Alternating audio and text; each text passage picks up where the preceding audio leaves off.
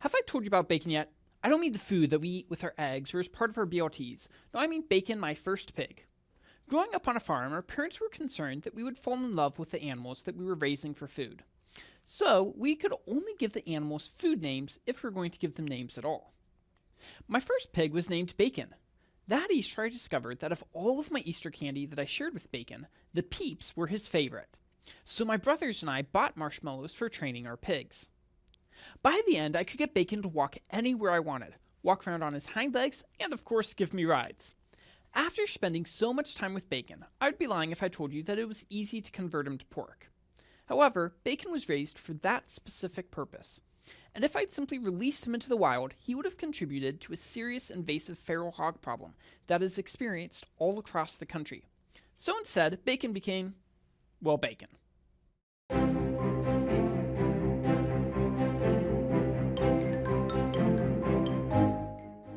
I am a firm believer that any food can be improved with the addition of bacon.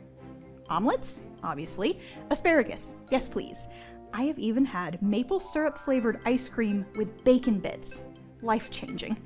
But did you know that the pigs we see today are actually not native to the Americas?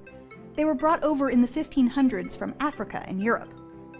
The native species of swine, the peccary, lives predominantly in Central and South America and only grows to be around 100 pounds at its largest. It also has a very small litter, usually about 2 piglets.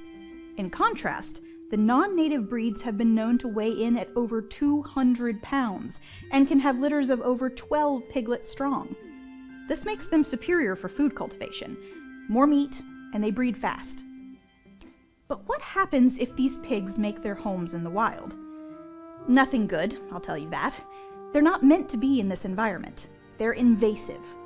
Hate to break it to you, but there's a sizable feral hog problem in the United States. Some of these pigs were abandoned when they were no longer small and cute. Others escaped from farms. Neither option is good.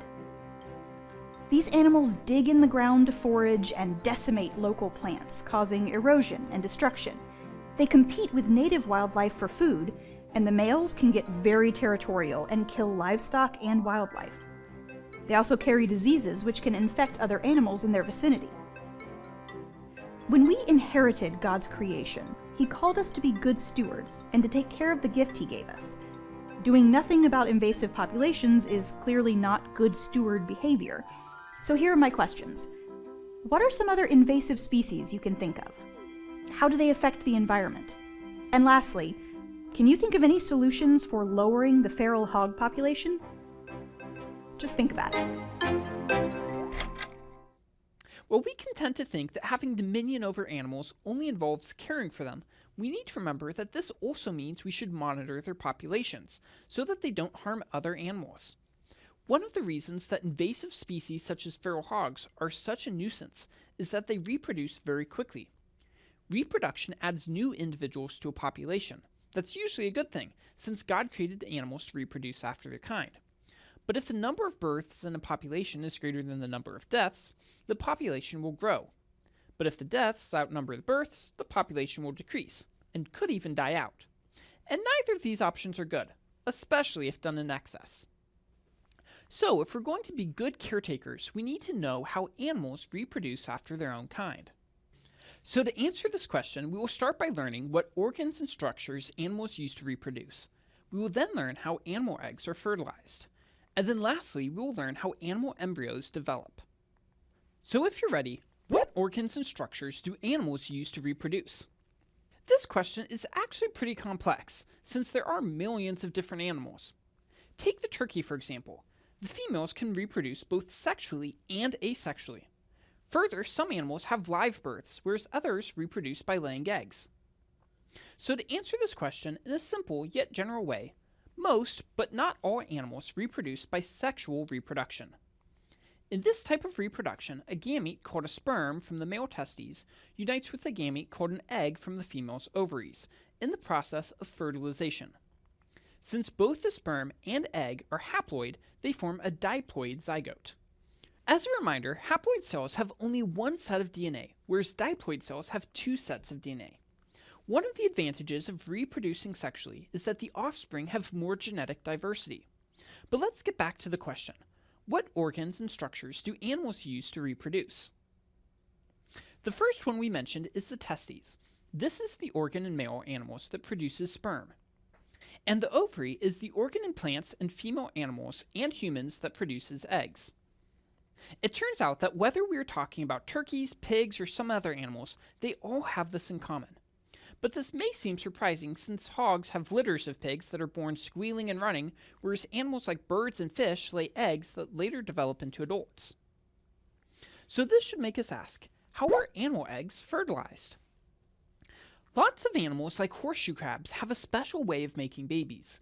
Instead of keeping the reproduction inside their bodies, they do it outside. Usually both parents release their gametes at the same time to maximize the chances of successfully reproducing. The male releases tiny swimming cells called sperm into the water, and the female releases tiny eggs into the water too. These two meet up and fuse to create a single fertilized egg. Since the eggs don't have a hard shell like chicken eggs, they're covered in a gooey substance to keep them safe. This way of making babies is common in creatures like frogs, fish, and some squishy sea animals, and a few slimy snails.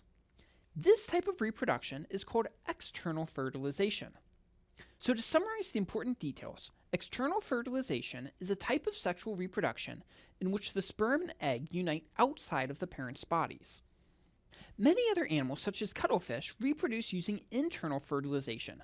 The male sperm and the female's egg unites inside the female's body. Reptiles, birds, mammals, insects, spiders, some fish, and many other animals practice internal fertilization. Because the sperm and egg can unite inside the female's body, this type of fertilization can take place in water or on land. So, internal fertilization is a type of sexual reproduction in which the sperm and egg unite inside the female's body. So all animal eggs are fertilized by either external or internal fertilization. But how do animal embryos develop from these fertilized eggs? After sperm and egg unite, the resulting new zygote has a lot of development to do before it's ready to enter the world. Different species develop in different ways, but they can generally be divided into those that develop outside the mother's body and those that develop inside. Those that develop outside are examples of external development. All egg layers can be classified as animals with external development. Many animals that fertilize their eggs externally, such as salmon, often leave them without any parental protection. As a result, many of the eggs and offspring are eaten by predators. But species that fertilize their eggs externally often produce hundreds or even thousands of eggs. This makes it likely that some will survive.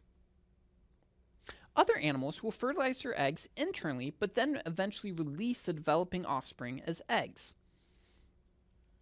Examples include invertebrates, birds, some fish, and reptiles. These eggs typically have a shell that protects them and keeps them from drying out. The offspring are nourished by the nutrient-rich yolk inside the egg. Many students make the mistake of thinking that these creatures, usually birds, use external fertilization for their eggs. However, since their eggs are covered in hard shells, they're actually fertilized internally before the eggs are released for external development. So in trying to keep this straight, just look at the eggshell. If it's soft and gooey, then it's both external fertilization and external development. But if it has a hard shell, then it's likely internally fertilized and externally developed. Other animals reproduce using internal fertilization and internal development. These animals do not lay eggs. Instead, the offspring develops inside the mother's body. Some animals hold the eggs inside their bodies until they hatch and are then born. However, mammals, such as cows, hold their embryos in a structure called the uterus or womb. The baby is connected to the mother by the placenta, which brings it nourishment. The young of most vertebrates, other than amphibians and some fish, look like miniature versions of their parents. They slowly grow larger until they reach their adult size. But other creatures must undergo metamorphosis as they develop. Metamorphosis is a type of growth that involves change to the body. But this definition isn't very clear. What does this change to the body look like for creatures that undergo metamorphosis? Let's hear a frog's tale to find out.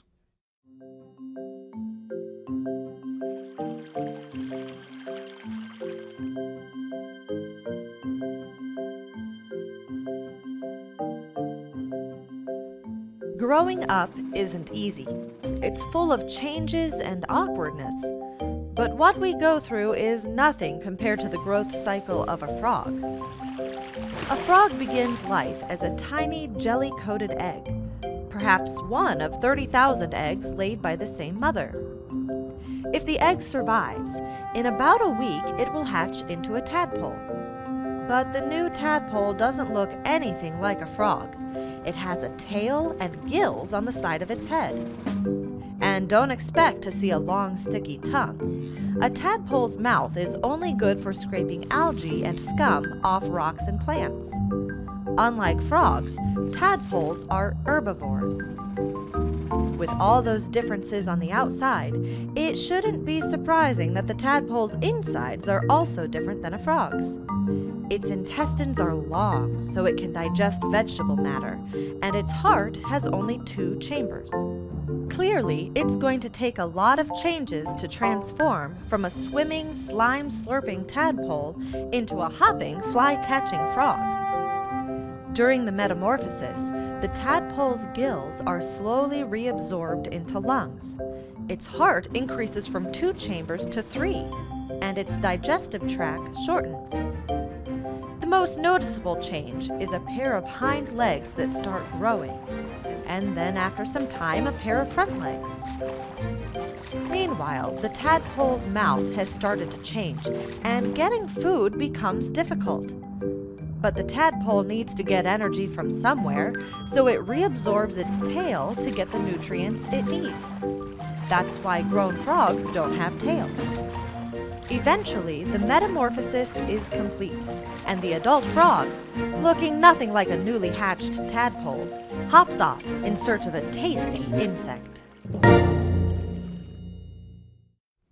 So while all animals must have changes to their bodies as they develop, animals that undergo metamorphosis must have very distinct changes that it experiences as it goes through different stages of development. Too many creatures go through metamorphosis for us to be able to list them all during this lesson, but some memorable ones could include frogs and toads, insects, and sea stars.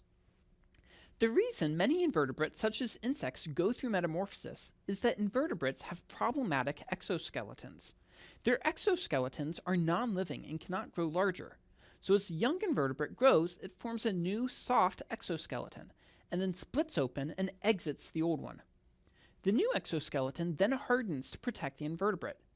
Each time it does this, it grows a little bit larger, until it reaches its adult size. This type of growth that involves a change of the body is called metamorphosis. Most insects and some other invertebrates grow this way.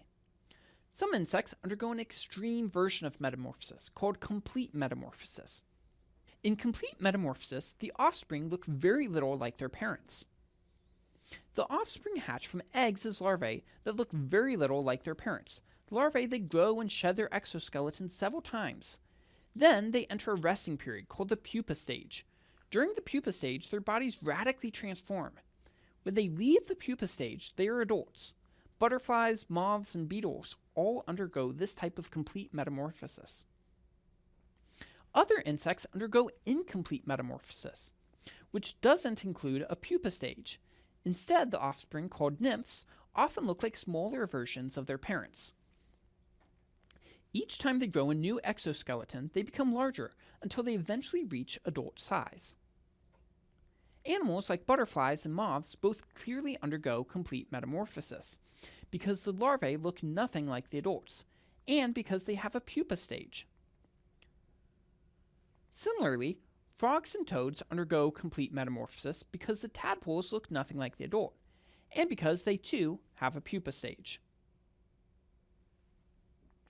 However, grasshoppers only go through incomplete metamorphosis, and we can tell this because the nymph stage looks like the adult, and because this organism does not have a pupa stage.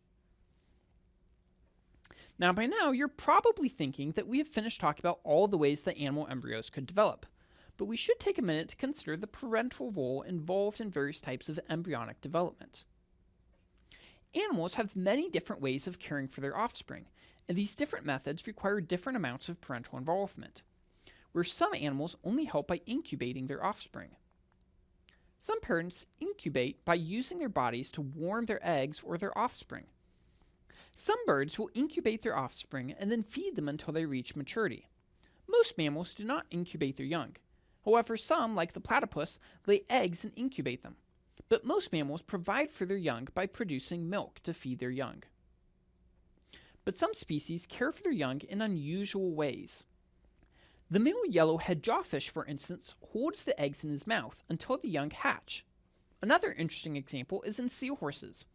The eggs are fertilized internally and develop internally, which doesn't sound too odd, except that the female deposits the eggs into the male's pouch, and it's the male that carries the embryos until they're ready to be released into the wild. Additionally, some species of poison dart frogs exhibit interesting parental care behaviors. First, they lay their eggs on land. Then the males transport the tadpoles to water sources where they continue to develop. But not all animals are so lucky. In fact, some provide no care for their offspring at all. The young must be able to care for themselves immediately after they're born or hatched from eggs. A popular example of this is the sea turtle.